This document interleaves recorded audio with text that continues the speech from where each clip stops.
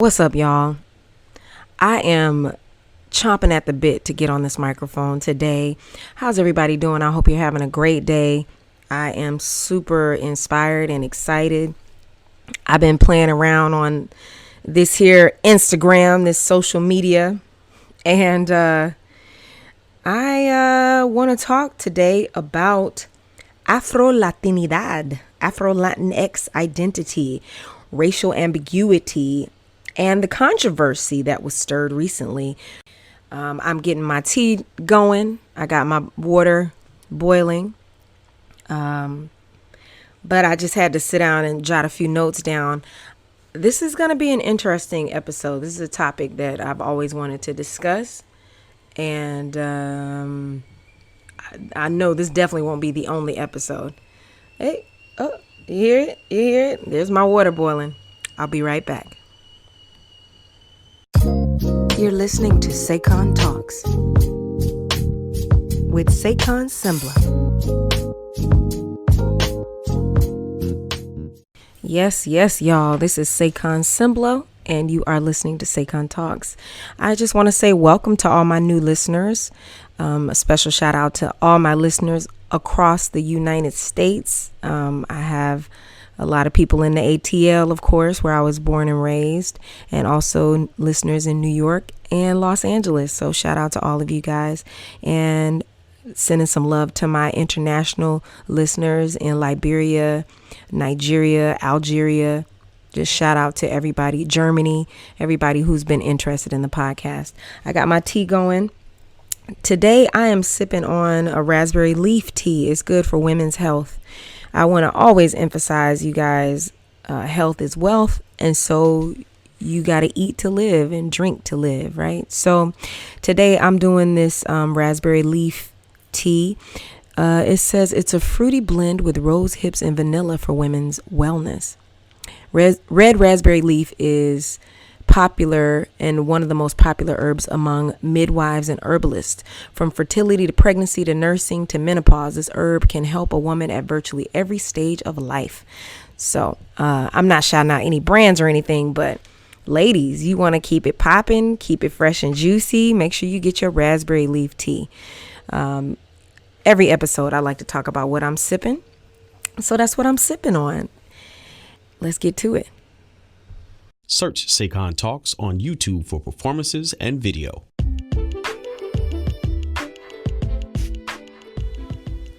Hey guys, this is Saycon. If you haven't heard about Anchor, I have to tell you, Anchor is how I make my podcast. Are you interested in making a podcast of your own? It's free. Just try Anchor. They give you the creation tools that you need to be able to record and edit your podcast right from your phone or your computer.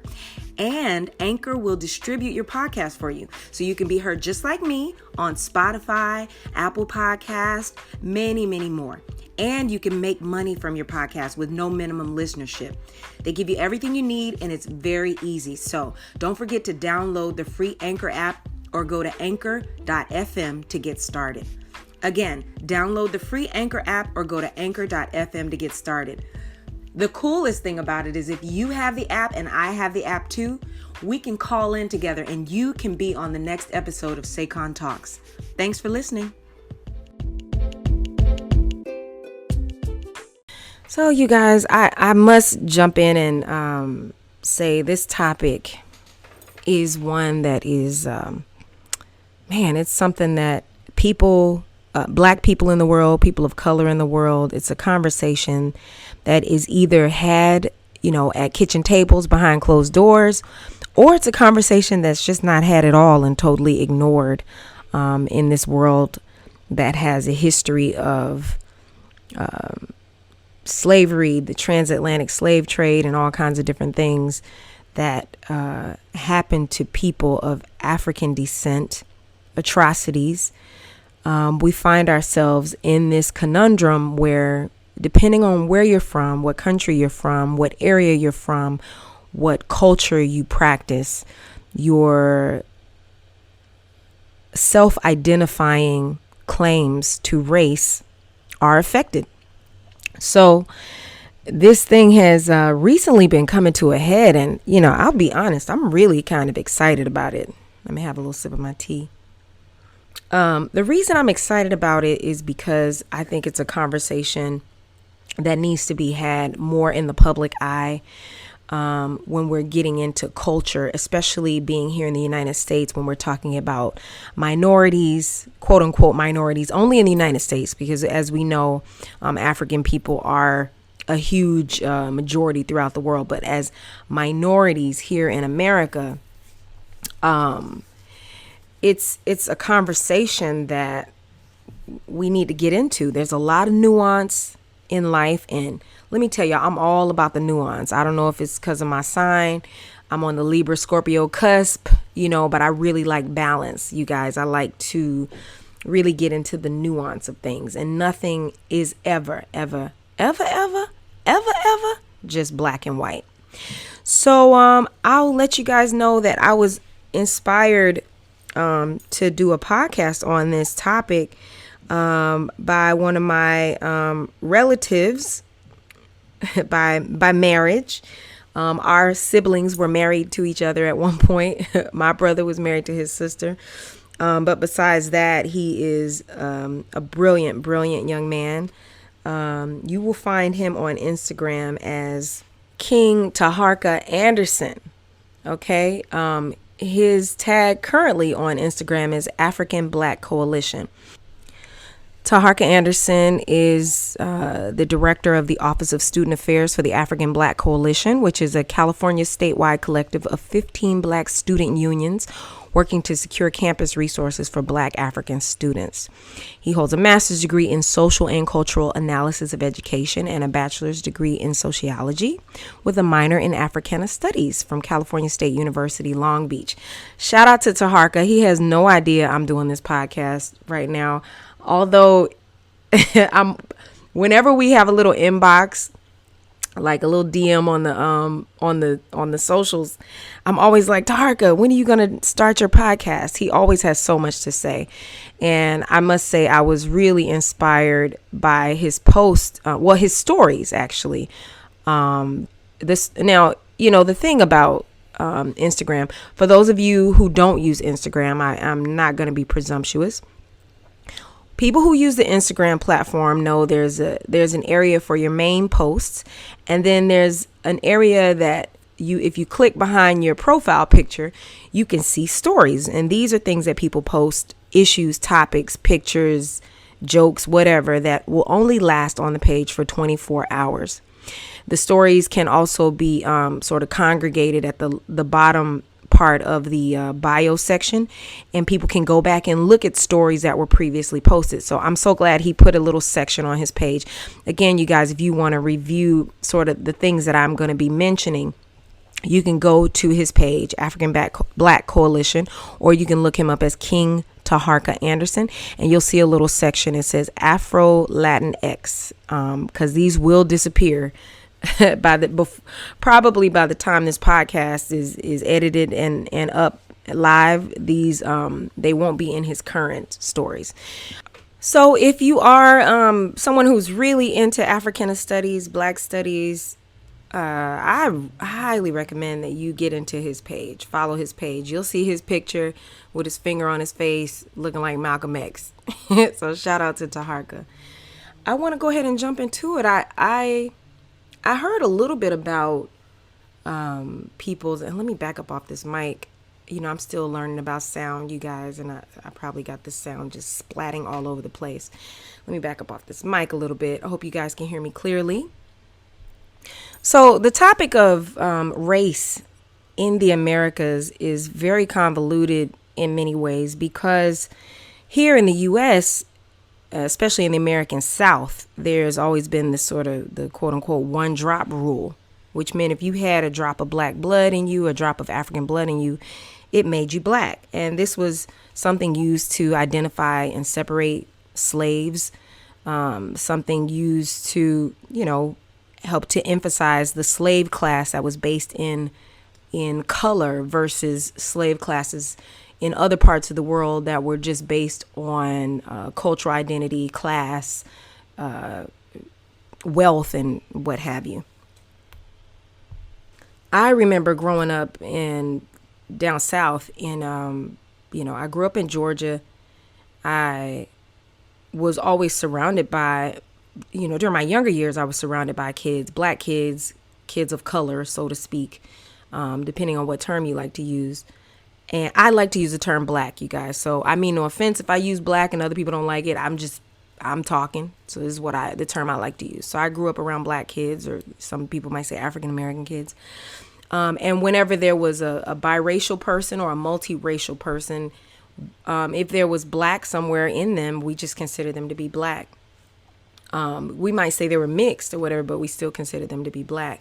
So it wasn't until I moved to New York. Let me also add in that the Latin community in Georgia that I experienced were mostly of Mexican descent, Colombian descent, Ecuadorian descent, and they often had the sort of Native American phenotype. We can get real deep when we start breaking down phenotypes and skin complexion and hair textures and this and that and the other. But per my experience as a black woman, self-identifying black woman, growing up in the South, kids who had that look, even if it was somewhat a bit of color, whatever people called it, we just called them black. So it wasn't until I moved to New York, after I'd done a couple of tours, that I really physically experienced being around people who looked like me but did not consider themselves to be black. This was like a really, really wild thing for me.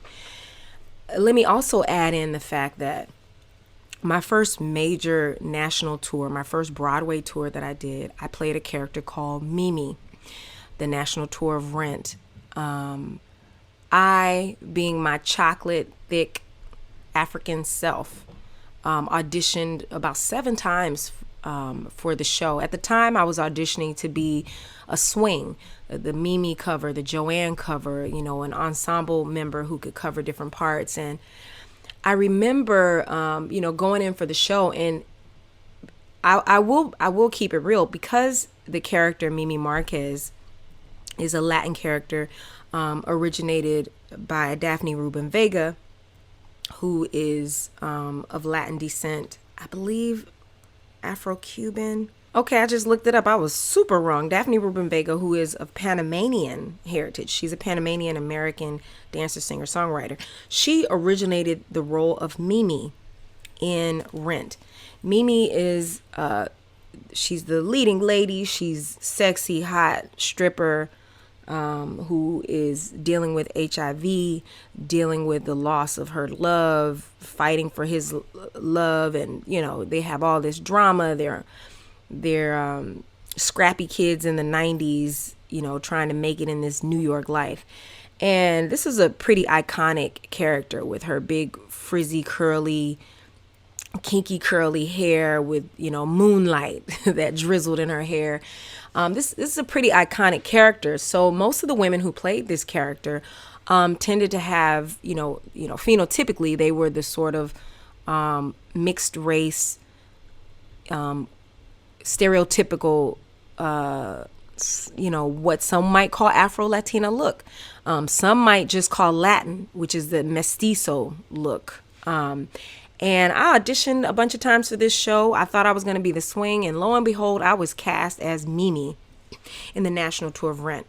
So there I was with my African name, my Southern accent, but I'm really great with accents, so I was able to put on this vibe. And, there's a line in the show where the mother is singing, darling, where are you? And her mother says, Mimi chica, ¿dónde estás? Tu mamá está llamando. And the actress who would be singing those lines would be black. And I'm Mimi in this production, and I'm black.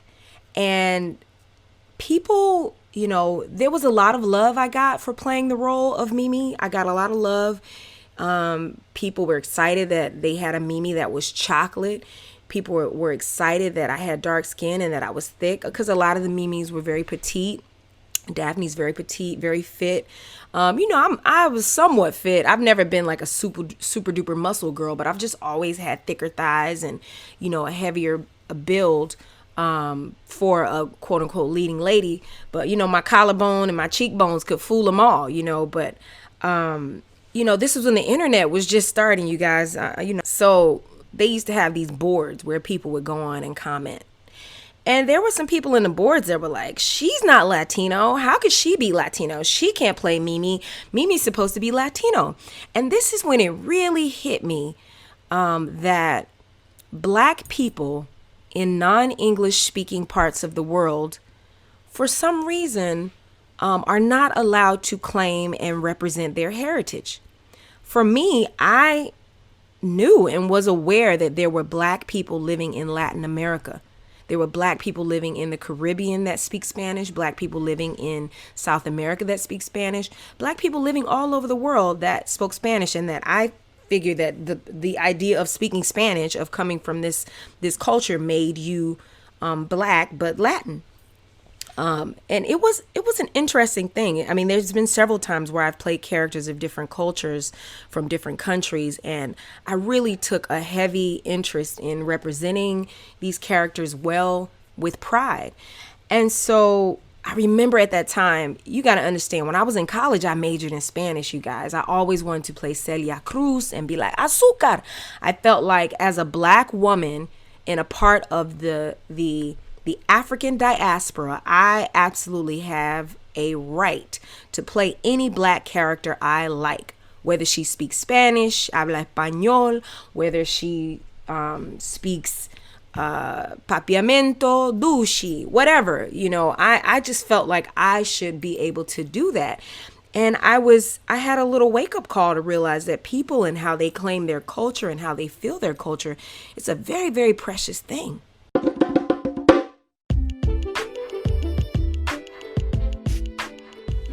Follow Saycon Sengbloh on Instagram. Follow Vintage Pop Soul on Instagram. And follow SayconTalks on Instagram.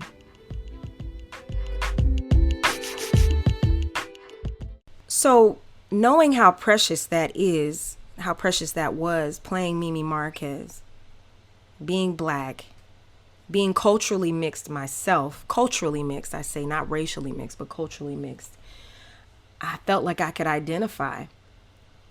This thing that has come up most recently with Evelyn Lozada did not start with Evelyn. The topic is popular right now because there are many people who feel that it is popular to claim Afro-Latina or Afro-Latino or Afro-Latinx. The people who feel that it is popular to claim that now because it is a trend. I love Amara La Negra. This singer, actress, dancer, musician has come on strong in the media. She's on another one of their reality shows. I'm so weird, you guys. I don't really watch. The only reality shows I watch is like Housewives of Atlanta and the Braxton show. And I watch sporadically various episodes here and there. But the other, the Basketball Wives and the other different shows, I don't really watch the show. But I love blogs, you guys. I stay out in these YouTube streets. So I watch bloggers, I watch pop culture, I look at social media. So I see people and I see them in their interviews and in their life doing other things, but I know that they're initially popular because of their shows. But I'll keep it all the way real, I haven't really watched Basketball Wives or hip hop, being hip hop, whatever. There's all these different shows. But I know who a lot of these people are because I follow them just in general. And Amara La Negra, she came out. When I see old pictures of her as a little girl, I'm like, oh my God, that's me. The thick little girl singing and feeling all good and doing her thing. I would see her doing her thing. And she came out strong with the big afro, unapologetic, saying, I am Black. I am Afro-Latina. I am representing mi cultura. I'm representing my race. I'm representing for Dominican people. And we exist. And she came hard saying we exist. And I famously remember when I saw her on this episode of The Breakfast Club, I got so ticked off. She was on this episode of The Breakfast Club, and Charlemagne the God, he was really dismissive of her talking about the experience of erasure, the experience of not being claimed and represented amongst Black Latino people. And I was so ticked. I remember because I like watching The Breakfast Club. And I was one of those rare people who liked Charlemagne despite some of all his craziness. But at that time, I really was like, ugh, I can't rock with him. I found him to be so offensive. You know, she was talking about her experience. She was talking about her life and growing up. And he just was really, really dismissive. And that's when it really like reminded me again how hard it must be to be Black and be in the Spanish speaking world and not be able to properly claim your roots, but yet have everything surrounding you, music, culture, everything being so strongly inspired by African culture. So I want to read a few of the comments that I did some screenshots because it is a controversial topic and there are a lot of feelings that people have. You know, I remember when our girl, she played Nina Simone, and people were really upset that the actress Zoe Saldana was playing Nina Simone, and a lot of people were upset. A lot of Black Americans were upset because she is of Afro-Latina heritage, which I'm sure within her family, she might be one of the darkest ones in her family, so she's considered Black. But amongst Black people, culturally, they felt like a better choice should have been made. And I remember arguing, as me, even a Black actress, I remember arguing for her right to play the role as a Black woman representing Black women throughout the diaspora. Some of my friends looked at me like I was crazy, you know, but I remember it being so controversial, and you know, the lines are so weirdly drawn. And so I want to read some of these quotes that came, because a lot of these people were expressing what I saw as the nuance with this subject. The Afro-Latin diaspora. So some of these quotes are from various pages on Instagram and whatnot. The African Latin diaspora says, "No need to speak for dark-skinned women. Pass the mic." That's one. There was a comment from, let's see, Migrant Scribble, which is Angry Alien. Some of these he got as screenshots on Twitter. All to say, there are other ways you can be in solidarity and also honor your ancestors without claiming to live a life that you simply haven't experienced. So yes, you can be Afro-descendant and not be Black. Now this is referencing, okay, the big controversy. I didn't exactly say what happened. Evelyn Lozada was in an interview where she was responding to people's claims or critiques that she was trying to be Black. And in that moment, she used it to express her pride at being Afro-Latina. Now, she's been a part of the social media, a part of the entertainment business. She's been out and about in America for quite a long time. And people were like really shocked and clutching their pearls. The reason they were clutching their pearls is because she has benefited, as people, in people's opinion, she has benefited and lived a life where she represented herself as Latina. She represented herself as, I believe, Puerto Rican. Yes, she's Puerto Rican. She has Puerto Rican ancestry, but she never specifically talked about her ethnicity or her race. And people felt like here she is all of a sudden pulling the Black card in order to, you know, make a point or to save herself from being considered to be racist or colorist. And the thing about it is, even within the Black community, within the Indian community, within the Asian community, there are various forms of colorism that exist between people who quote unquote represent the same race or the same culture. And then there are people who are of the same race but are of different cultures. And so a lot of these people were getting into the nuance of being Black versus being Afro-Latina, or Afro-Latinx, which they felt, hey, Amara La Negra is representing, she's showing us the face of the Black Latin person. And a lot of people were feeling offended, saying that mixed race people cannot come and, I guess, quote, take over this space. Oh, man, it's it's really tough because all of the division amongst us definitely does not necessarily help us win. And when we are trying to better ourselves and we spend a lot of time arguing about, what some might say is semantics, I think it can drag us down. But these conversations are also necessary because there's so many hurts and pains and issues that are happening because of it. But so, okay, here's another one.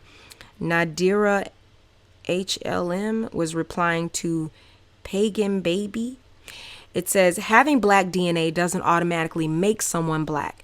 There is no one drop rule in Latin America. She wouldn't be considered a negra in Latin America, nor would she experience what negras have to face. If she doesn't have a phenotypically looking black parent, then she shouldn't claim blackness. There's been a trend on non-black mestizo-looking Latinos coining Afro-Latino and taking up space from actual black-looking, darker-skinned Afro-Latinos. She is no different, and she's mainly taking up space.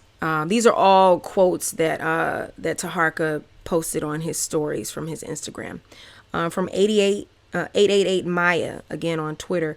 Ever since the term Afro-Latinx became popular, white Latinas or Latinxes want to claim it and throw the we're all black shit out like, nah, it really doesn't work like that. You can be a black Latin, a white Latin, an Asian Latin. You don't get to say the N-word because of Latin ancestry.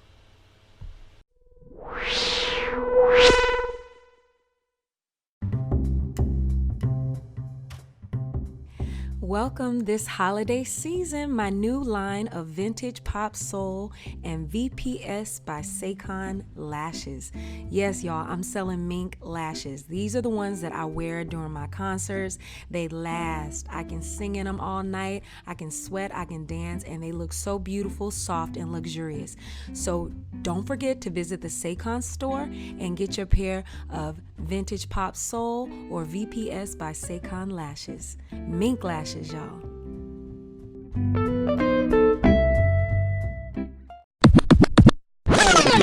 Hip hop, when I came in, I tell everybody I was the first Eminem.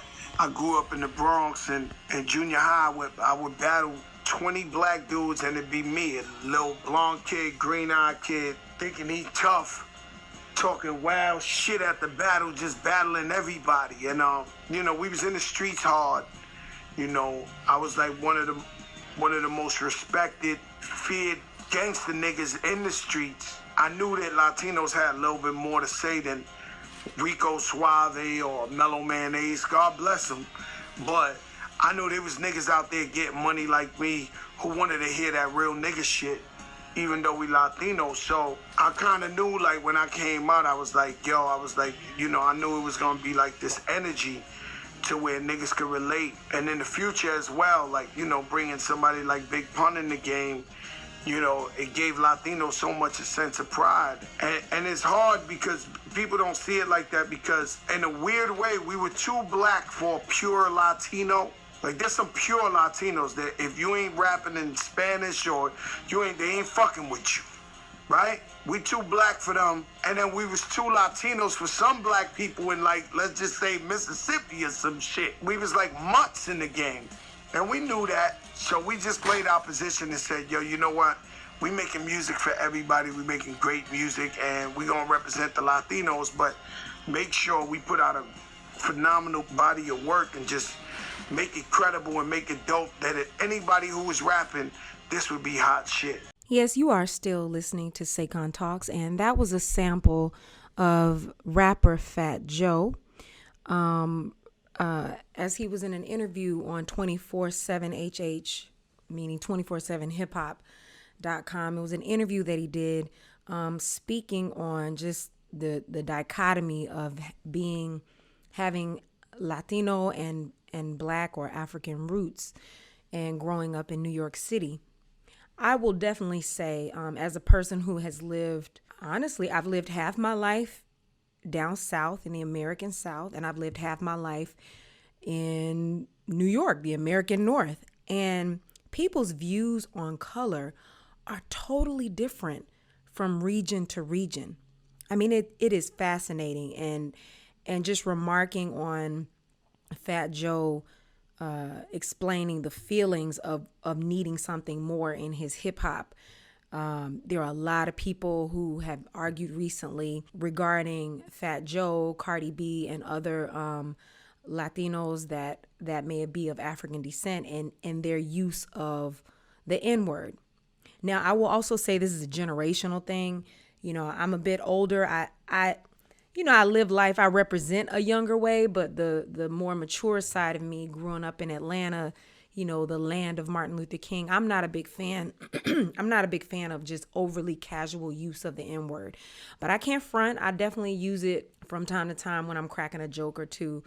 But I have experienced just living in New York that people call each other nigga, nigga, nigga, like it's going out of style. Like it is just like candy. They popping candies in their mouth. Like Black people, Latin people. I mean, it's a very popular thing culturally. Like, and I see it all the time on the subway, walking down the street, like little kids, older kids, whatever. It's like a part of their culture. And another thing I'm going to say, which, you know, I don't want to be telling on nobody, you know, but I can tell on myself and other people. When I go to the African shop to get my hair braided or to get a hair weave or get extensions, you know, sitting in the chair next to me is often a Latin sister or a Latin brother getting his cornrows braided just as well as or getting his locks, or a woman getting her locks twisted. It's always blacks and Latinos that are in there getting their hair braided, because a lot of times we're sharing some similar hair textures. But yet due to phenotype and or skin complexion, there's always these quote unquote differences. So I can see why Evelyn Lozada's comments were so controversial.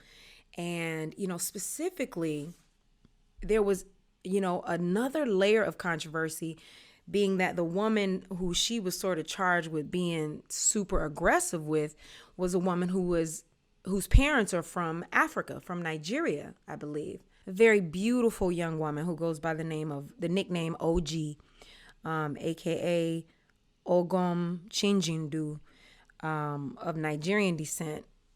She was there was the whole controversy of her being misframed for being violent when Evelyn Lozada was the one who was literally acting out acts of violence on everyone, you know, throwing drinks and pulling hair and jumping over tables and all sorts of things. And it brought to mind a conversation about colorism and how women of darker skin can often be framed as being more violent, being more masculine, being more aggressive, not being as beautiful and whatnot. And so the conversation, when you start to talk about Afro-Latinidad, Black culture, quote unquote, Black culture, which generally when people say Black, they're speaking of people of African descent that are born and raised in the United States, excluding Puerto Rico, because people who are of Puerto Rican descent, even though Puerto Rico is a part of the United States, would then consider themselves to be a part of Latinidad, right? So everything gets so complicated. And, you know, I'm venturing into this conversation. I get brought into the conversation quite a lot because I've had, you know, some decent success as an actress, and I am definitely a chocolate girl. I have an exotic name. There are some that will say I just look like an all-American apple pie Black girl, and then some that when they see me, as soon as they see me, they just know that I have some descent from somewhere else. They start speaking French to me, they speak Spanish, whatever. You know, it's very complicated, you know, being an actress or being in the music industry, being in this world and seeing all the different prejudices that Black women who are my hue, my shade, or even a little lighter or darker, the prejudices that we experience. You know, I could see why there is such controversy when these issues are happening in reality shows. I must add that because I grew up down south, when seeing people, I have people in my family who are very light-skinned, with gray eyes and, you know, a little blonde streaks in their hair and brown hair and different things. And, we all consider ourselves to be black. And again, that's because I grew up in the American South with the one drop rule and all of that. I want to read another quote that was really interesting from Fat Joe. He was, this was a quote, I believe he was on Hot 97 with Ebro, but XXL magazine, XXL.com, it was Hot 97, Ebro in the Morning. They pulled some quotes from this interview where Fat Joe, again, a rapper, very light complected rapper, green eyes, but some would call a phenotypically African facial structure.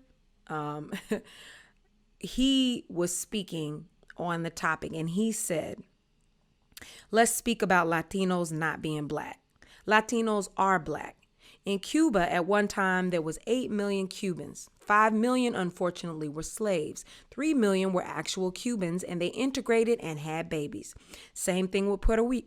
Same thing with Puerto Rico. When we go to Loíza, when you talk about Santeria, that came from the motherland, Africa. Sometimes Latinos may even identify themselves with African and black culture more than black people. This ain't no crazy thing. Fat Joe ain't on crack. He know what he talking about. And I want to, make a remark about this because, I will say, we can't deny the African feeling that is very present in certain music that we hear from the Caribbean, from Latin America, the feeling of the drum, when they really get down and talk about how the African slave trade affected all of the world.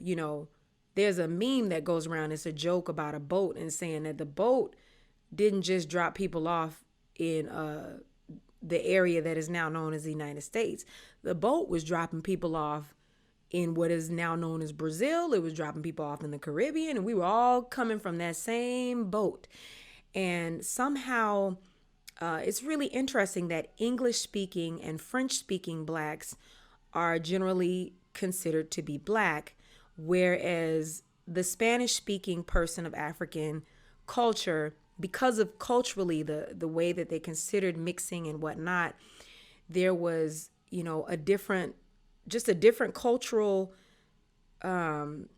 different cultural levels to blackness. I mean, there are words, like you go to Brazil in Portuguese, there are words to describe the different layers and different levels and different colors of people. And it's not as simple as black and white as we like to say it. Y'all hear that alarm going by. But I'm gonna just keep talking. There's another part where so that recently he released a new song, which again, Fat Joe, he released a new song that had a lot of controversy because it sampled Willie Colon and Hector Lavoe's Anguanile. Anguanile is a classic song that Fat Joe and Ebro in the interview, they acknowledged that a lot of people were sensitive about how Fat Joe reimagined this song. I'm gonna tell you the lyrics. He's like, ass up, face down, And when I first heard it, I was like, ooh, isn't that like when you see the video clip, the people are having a spiritual moment. They're like on the beach. It's very spiritual, and then it turns into like the rawest level of hip hop one could ever see. Okay. And Fat Joe says it might be a disrespectful sample for some. I'm not lying. I love Hector so much. I get it when somebody might be like, damn, that nigga touched the national anthem of Santeria. I get it, is what he says. And I'm not going to front. When I was watching it, I was like, ooh, because everything is tied to booty shaking and booty popping and, don't get it twisted. I like to twerk like everybody else, but, I always want there to be a place for the respectful black woman to get her place in the world. And hip hop generally, in the last 10 years or so, has been so hypersexualized that we don't think about how there was a place where everything wasn't so sexualized. So I definitely thought about that when I first heard it. But then the same way that it happens with a lot of things, you get caught in the trance of the music getting into your system and just enjoying the flow and enjoying the vibe. Let me tell you, you guys, life is very sensitive. There's a lot of nuance in life. Life is not black and white. And again, I'm going to just stop right here and let you know this is my first time foraying into the colorism topic, and you will hear me do more topics on this. I'm going to do some interviews on this, and I really want to get into it. So thanks again for listening to Saycon Talks. Please be sure to visit SayconTalks.com and learn about my new store, the Saycon store. I sell t-shirts when I sing at my concerts, and now I'm going to be making my t-shirts and my other products available online. So please check it out. Thanks again for listening. Visit SayconTalks.com for blogs, social, and merch. Like Saycon Sengbloh on Facebook, Honeywax,